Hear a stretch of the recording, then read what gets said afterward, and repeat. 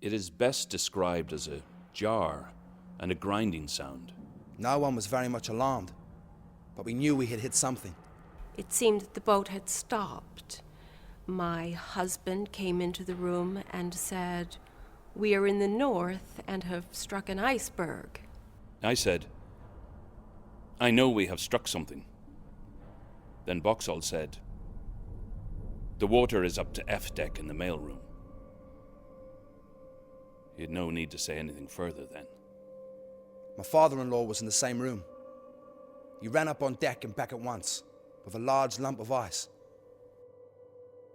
He threw it at my bunk and told me to get up. At that moment, a messenger from the bridge told us to put on our warmest clothes and muster in the mess room. And as a precaution, to put on our life belts. I met the chief officer almost immediately after, coming out of the door of the quarters. He told me to commence to take the covers off the boats. The captain had ordered all ladies on deck. That frightened me a little, but after being reassured there was no danger, I took plenty of time in dressing, putting on all my heavy clothing, high shoes, and 2 coats, as well as a warm knit hood. A lady and 2 gents were near to me, and I heard them say, "She can't possibly sink. She's got so many airtight compartments." I lowered number 4 down onto A deck, and then gave orders for the women and children to go down to A deck, to be loaded through the windows. My husband kissed me goodbye and placed me in the lifeboat with the assistance of an officer. As the small boat was lowered, he yelled from the deck, "Keep your hands in your pockets, it is very cold weather." There were 24 people in our boat. They're supposed to hold 50. All the boats were gone by now, except number 9. There was a bit of trouble there. The first officer was threatening someone and fired 2 revolver shots, and he was shouting, "Now will you get back?" I wasn't near enough to see if anyone was shot. She seemed to take a bit of a dive. A man just in front of me jumped overboard, and I, without a fault, did the same. The water was intensely cold. It felt like 1,000 knives driven into my body. One's natural instinct was to try to get out of it. I was swimming out towards the head of the ship. Of course, I soon realized this was rather foolish, so I turned back to swim across, clear of the ship, to starboard. All around there was terrible screaming. I plainly heard someone screaming, "Save one life."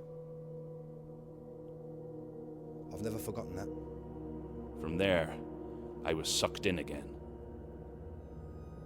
I came up alongside an overturned boat. Some of the men were clinging to it. I was joined by 25 to 30 others.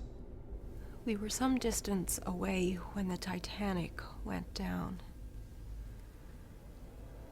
We watched with sorrow and heard the many cries for help, and pitied the captain because we knew he would have to stay with his ship.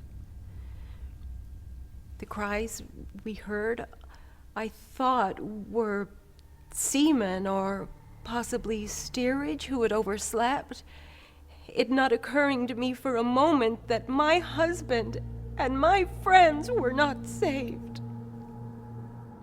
We took on board all that we could. I think there were 3 or 4 died in the night. There was one man quite near to us. He had the voice of authority. He was cheering us with, "Good boy, good lads." I reached out the oar to try and help him. It was too far gone. When it touched in me, it turned around like a cork and was silent. I saw the Carpathia come on the scene about 4 a.m.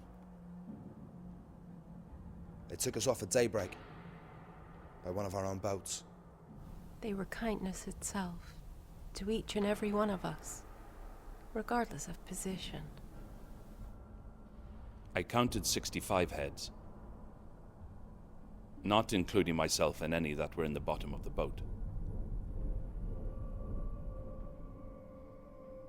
I roughly estimated 75 in the boat.